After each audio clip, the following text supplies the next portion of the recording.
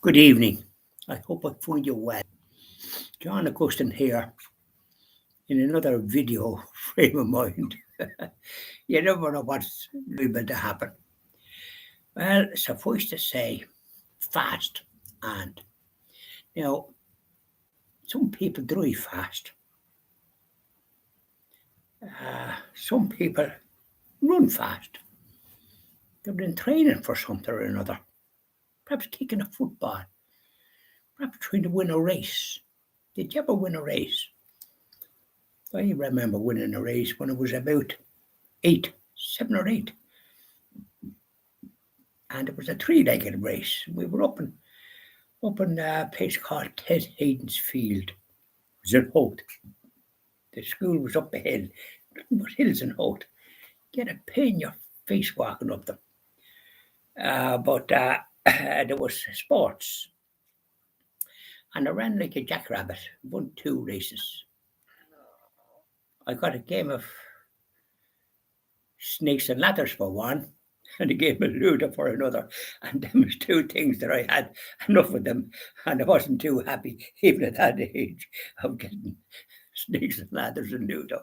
I would have liked something, shall we say, monetary, half a crown or something like that you could buy yourself a couple of ice creams and that kind of thing, or maybe a medal.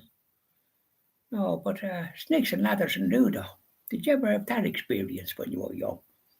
And you went round running like a jackrabbit. And you expect to get something nice. But them times was different, wasn't it? Money was scarce. You had a jingle in your pocket them times, even when you're an adult, you were a wealthy person. So fast. There's another fast. Fast and abstinence. What does that do? The first thing it does is nourish your soul. It's a wholesome thing to fast. Also used to say it's a wholesome thing to pray for the dead that they may be loosed from their sins. So it is too. But the business of fasting, no matter what age you are, and I do it myself. I certainly never eat meat on a Friday. Never have. Except maybe if I'm visiting, and so I have to go along with what's provided there. And when you're a certain age, you're dispensed from these things. But I believe it's a good thing. And I sometimes fast during the week. Now, not kind of quickly. I'll have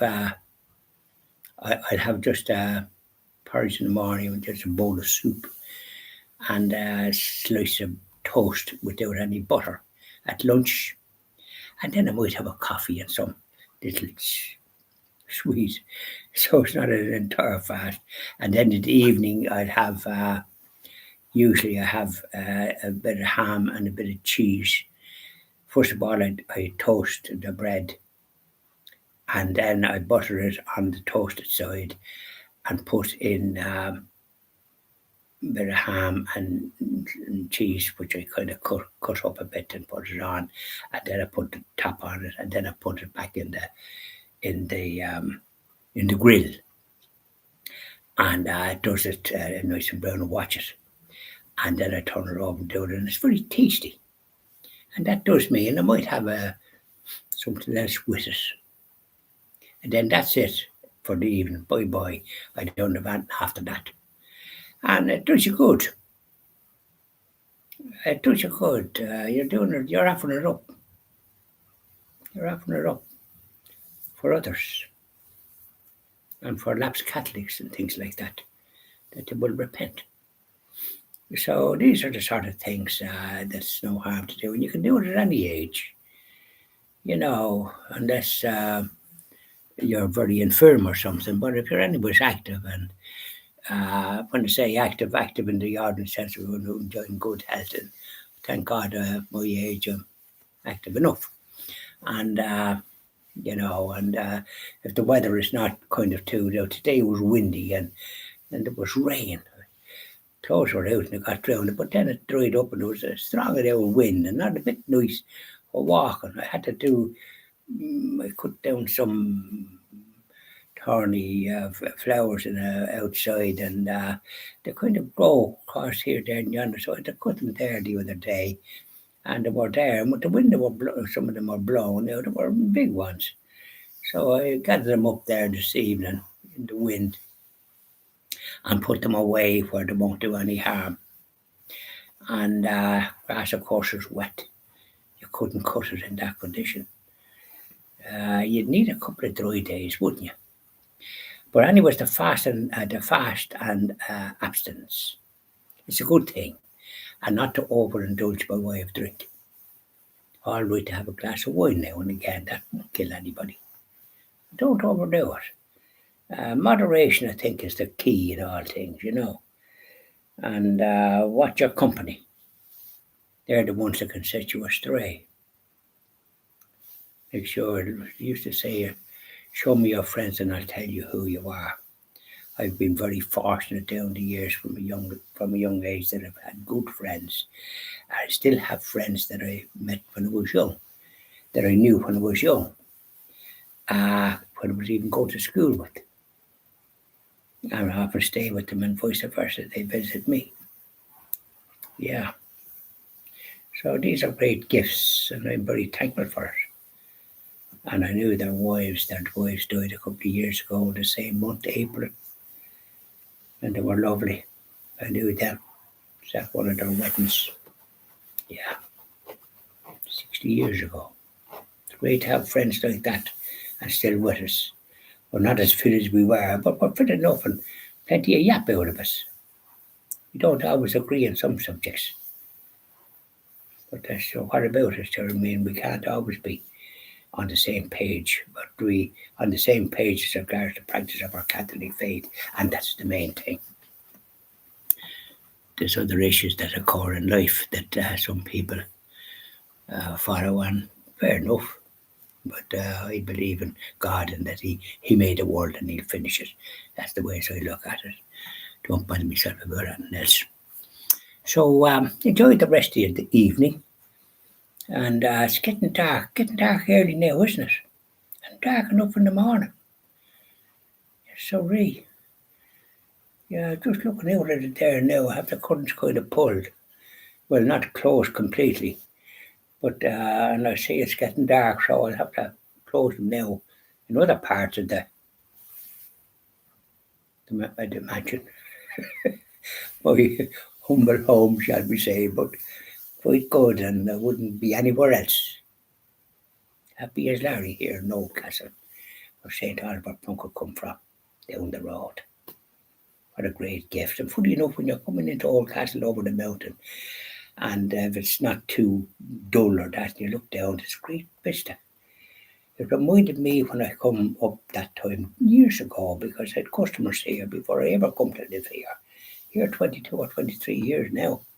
But when I come to live here, rather when I was walking and calling to wholesalers and that, I remember coming up the mountain and I stopped the car and stood and looked at the scenery.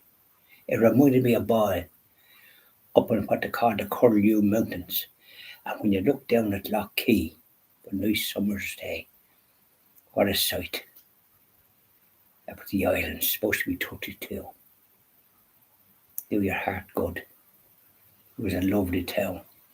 In Irish it's called Monasternabulia, the town with the monastery on the Boyle River. Cistercian monastery built there in 1200 and odd, of course. And it's been refurbished a bit so that visitors can learn something about it when they visit. It's well worth a visit. And it's just as you come into the town, the monument that's there, everybody would know it. Used to go down past there where we lived in the Barry Square. Father Binigard, we went down what they call Shilling Hill and down towards the church. So it was downhill, but coming back you were uphill. But we used to go to the church that way. Confessions of a Saturday. So Monasternabulia. It was just, of course, it was destroyed by the British, same as all the monasteries, and I think they should rebuild them again. They destroyed them, so it's up to them to build them. We didn't destroy them. They were a great gift to the people, and a great gift to the people in England. Destroyed them there too, but that's their own country. There's no right to come here and do what they did. and persecute our brothers and sisters. No, sorry. Anyways, we won't go into that. We're talking about fast napkins. See the way I digress? Yeah. So the people, them times, a lot of our brothers and sisters died of starvation. Now, we're lucky that we're not in that situation. Some people die of starvation in the world today too, because they haven't enough to eat, God help them. And our brothers and sisters here, there's gone a bit astray, sleeping out and one thing and another. And they're able to get food and shelter in the great people that provide that. Merchants Quay and the Cistercians. But there's the Capuchins. Yeah, great praise to them. I give them a little donation every month. Yeah, anyone doing good work for those that can't help themselves. The Christian TV gets going, we'll be helping them. We'll be listening to them. Yeah, see what crosses they weren't able to deal with. Bye now, and enjoy the rest of the evening. Taking it handy, as the fella says. Bye now.